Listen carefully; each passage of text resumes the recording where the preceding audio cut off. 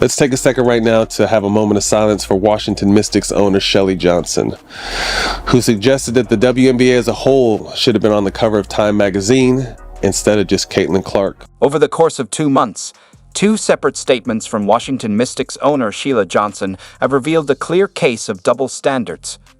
Johnson publicly minimized Caitlin Clark's recognition as Athlete of the Year, suggesting that the award should be given to the entire WNBA rather than singling out one player. This unexpected viewpoint has sparked questions about the consistency and fairness in honoring individual achievements within the league.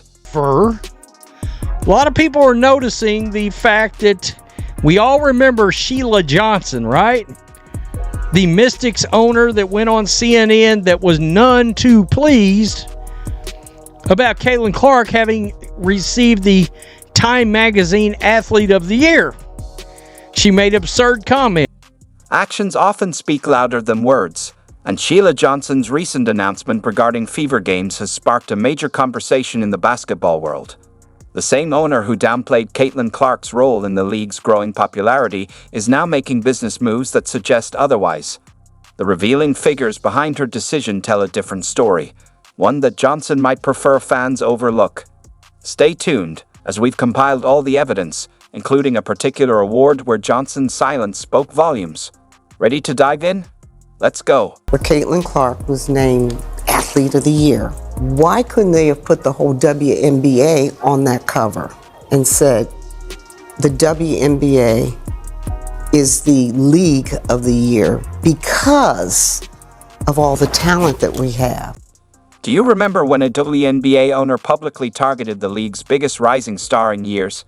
That's exactly what happened when Washington Mystics owner Sheila Johnson criticized Caitlin Clark's selection as Time's Athlete of the Year in a CNN interview. It has taken the WNBA almost 28 years to get to the point where we are now. And this year, something clicked with the WNBA, and it's because of the draft of the players that came in. It's just not Caitlin Clark. It's Reese. We have so much talent out there that has been unrecognized.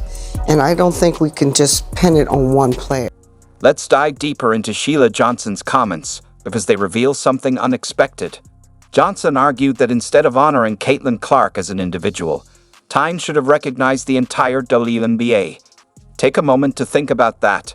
An award meant to highlight one outstanding athlete was, in Johnson's view, something that should be shared among over 100 players. Because when you just keep singling out one player, it creates hard feelings. This statement raises a key question.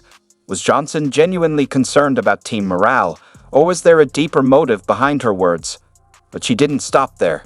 Johnson went even further by suggesting that race played a role in Clark's recognition. I feel really bad because I've seen so many players of color who are just as talented, yet they never received the recognition they deserved, she said.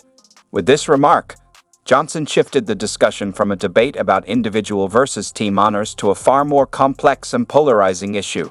This phrase has been couched, hasn't it? The Caitlin Clark effect. Why do you think that has been the case? Well, I want to be very diplomatic about this. It's just the structure of the way media plays out race. I'm going to be very honest. I feel really bad because I've seen so many players of color that are equally as talented, and they never got the recognition that they should have. And I think right now, it is time for that to happen. What makes Johnson's criticism particularly puzzling is how it seems to ignore the undeniable impact Clark has had on the league. The numbers tell a clear story.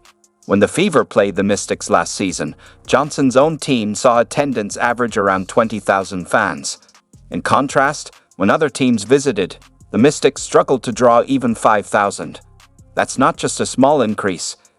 It's a dramatic shift in fan interest and engagement. Lynn has brought a ton of new opportunity, a ton of new eyeballs, and more money to the sport. So instead of downplaying the magnitude of who she is and what she's brought, enjoy the ride and take advantage of the ride. Clark's impact extended far beyond just increasing attendance. Her presence led to a threefold rise in crowd numbers for Fever games overall. Jersey sales surged by an astonishing 1,000%. These aren't just impressive stats. They're transformative figures that demonstrate how one player can elevate the visibility, excitement, and financial prospects of an entire league. NBA ratings continue to drop over 30% as they try to figure out who is going to fill the shoes of LeBron James, Kevin Durant, and Steph Curry. The WNBA has a golden goose sitting in their league and has done, it's gotten better, but has done everything to kind of discredit the momentum and eyeballs she's brought to this game. What's most revealing about all of this is how Clark handled the criticism. Instead of retaliating or getting caught up in unnecessary drama, she took the high road. In her Time magazine interview, Clark emphasized the importance of mutual respect among players and dismissed any talk of jealousy within the league. No defensiveness, no heated reactions, just quiet confidence in her own journey. Caitlin is someone who has, if you look at it, done everything you're supposed to do and has been criticized along every step of the way. Again, she's damned if she does, and she's damned if she doesn't. The contrast between Johnson's comments and Clark's response speaks volumes. One tried to downplay an individual achievement, framing it as a threat to team unity, while the other responded with grace, prioritizing respect over conflict. So, was Johnson's criticism genuinely about safeguarding team spirit and fairness? Or was it an early indication of a deeper pattern, one that would become increasingly difficult to ignore over time?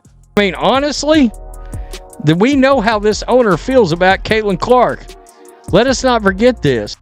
That pattern of behavior became impossible to ignore when A'ja Wilson was named one of Time's Women of the Year, and suddenly, Johnson's strong stance about honoring the entire league disappeared faster than playoff tickets at Capital One Arena.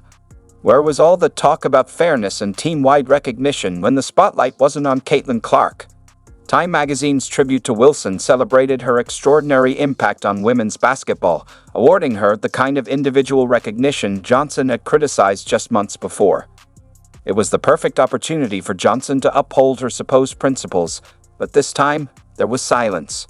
Time magazine backed themselves into a confusing corner with this latest blunder. This is a Whiskey Riff right here.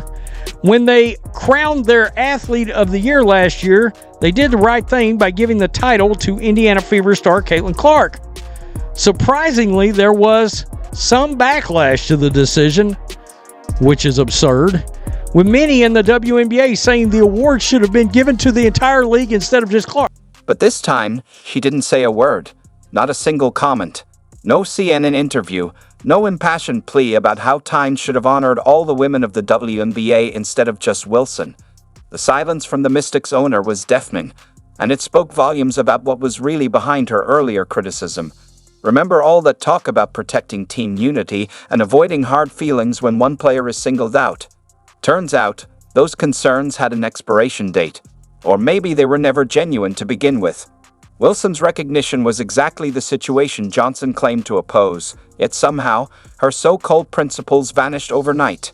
Mystics owner went on CNN and was like, I think it would have been nice if they'd have put the entire league on the front cover of Time magazine as Athlete of the Year. Well, there wasn't but one athlete that was moving all the numbers. All right, that was influencing all the money.